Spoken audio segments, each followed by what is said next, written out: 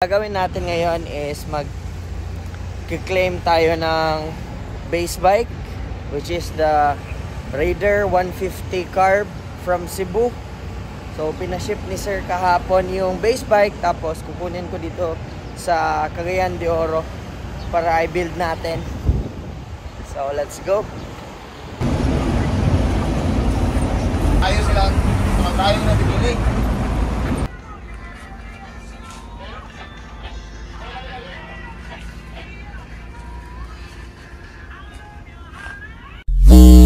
Trap is sprung.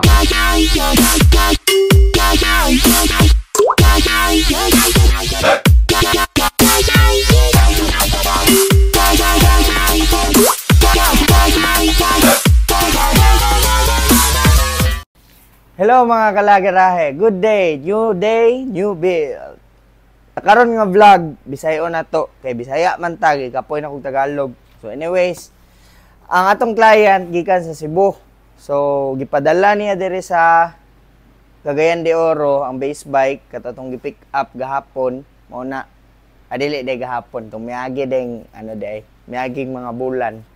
So pagkuha na to, moto siya, stock Raider, then gi-transform na to sa request ni sir nga Cafe Racer. So actually, mo niya tong version 2 sa Raider Cafe Racer. So among tawag Cafe Raider. Ang katong version 1 mo ni kana, and kini sa version 2 natay mga improvements o major changes nga gipang buhat. So sa karon nga video, among buhaton amo i-explain sa inyo among mga gipang buhat ani nga build, and then i-parts reveal namo kung sa among mga gipang taon ng mga parts ani nga build. So I hope nga ma-enjoy ninyo nga vlog. So shout out sa tanang Bisaya. Sige, tara, ato i-parts reveal. Before ta mag-parts reveal, mekos-mekos na nato ang itsura sa motor na Blerdman. Okay. Nya na, mag-ano rata, mag-run through rata sa bike. So anyways, ang kini nga base bike mga kalagarahe is Raider 150 Carb. Palayo, tagabay. Raider 150. So, kung makita nimo, ang nabili na lang is ang makina o ang main frame, which is kanisiya gikan sa diha neck padulong diri main frame niya nga ga-support sa engine. Anything else fabricated na nato. Ang swing arm stock pero gi-modify nato. Pusing. Balik ta. So, first off, dito sa tangke, universal gas tank from Red Indian Customs. And then, request ni sir. Logo na to dire.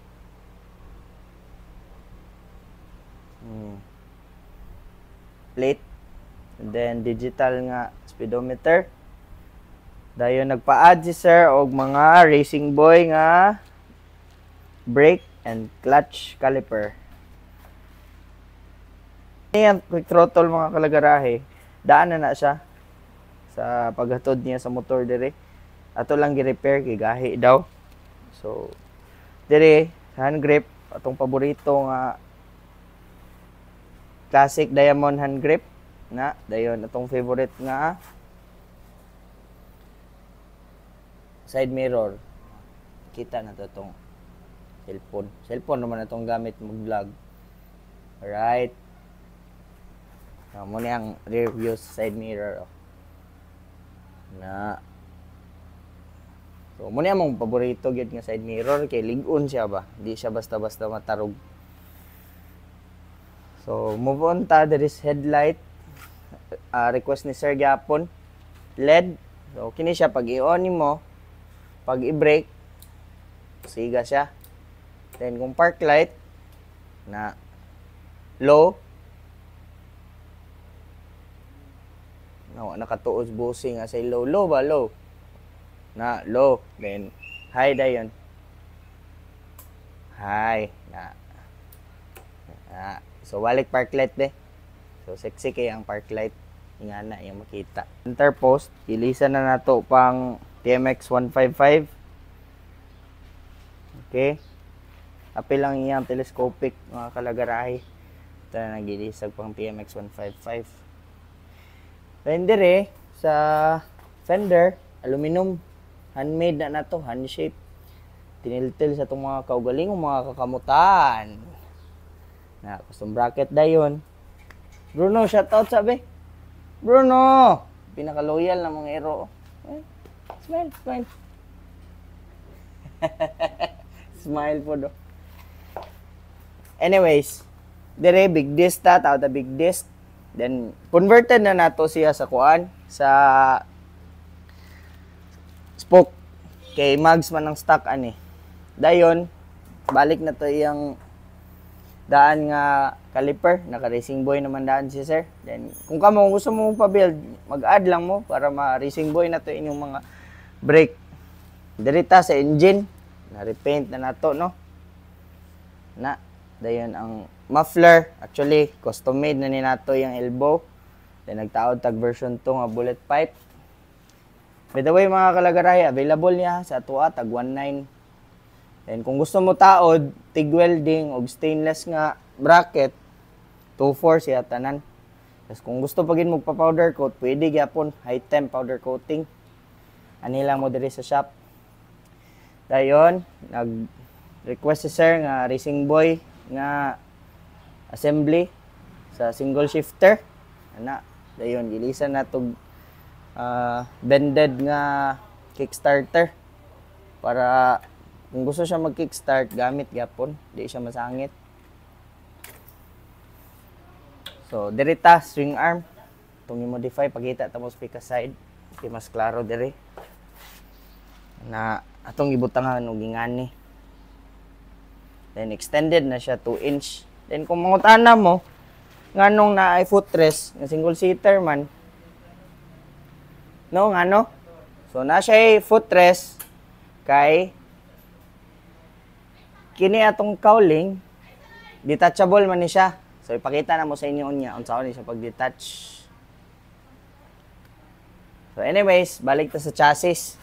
Sa chassis, ato na siyang gi-fabricate.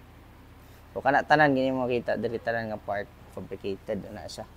Laser guided atong alignment. So perfect na siya.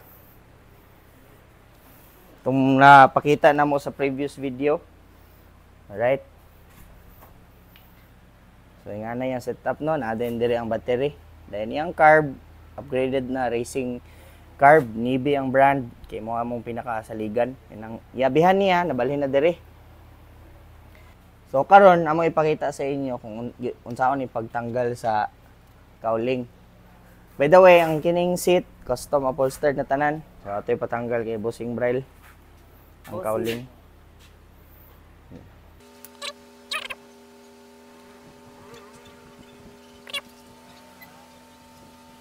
So, ano siya ang detachable ng cowling. Okay na siya. Aluminum gyapon ni siya mga kalagarahe. No? Gi-welding na to. Aluminum welding. Di na siya fiber. Bati mo itong fiber, mabuak. Kini itong binuhat. Aluminum gini siya din. Hand-shaped, handmade. Tapos heat press nga lagarahe. So, ana. So, picture taon niya. Yan na to. Butang.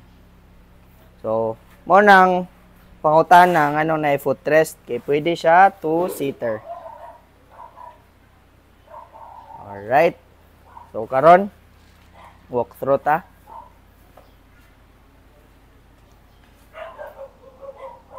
Ang tuod iyang napod siya gi-request nga tire hugger.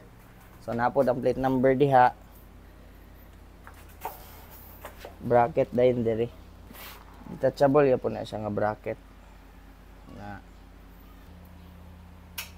Na signal light,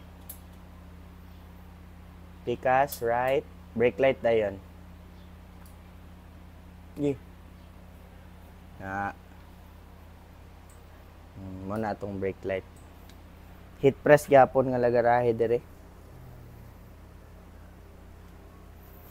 So karon sound check ta.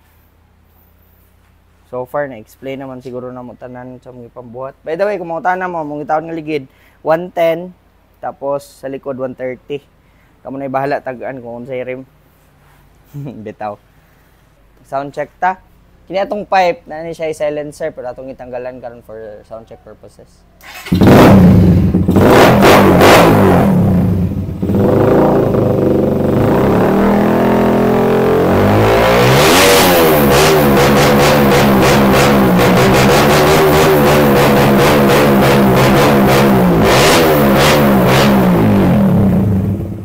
Tingog. So di gyapon malimod nga Raider gid siya. Kaya tingog kung mupiyong ka Raider gid siya. Iya lang itsura na lahi. So we hope nga na-enjoy ninyo among vlog. Thank you sa pagsuporta. Shout out again sa tanang Bisaya nga nagasuporta sa TOA. By the way, kami located diri sa Cagayan de Oro City, Puntod. So kung namo inquiries, pwede mo mag-visit sa among Facebook page kay mas maatiman namo mo didto. So, bisan asa mo sa Pilipinas, basta within the ports of Cebu, Iloilo, Bohol, Manila, pwede kayo na mo na mapaship inyong bike dito lang ninyo mga port. Message lang mo sa page for more inquiries mga kalagarahe. Dayon. Moto, ato ta sa montage. Thank you. Bye-bye.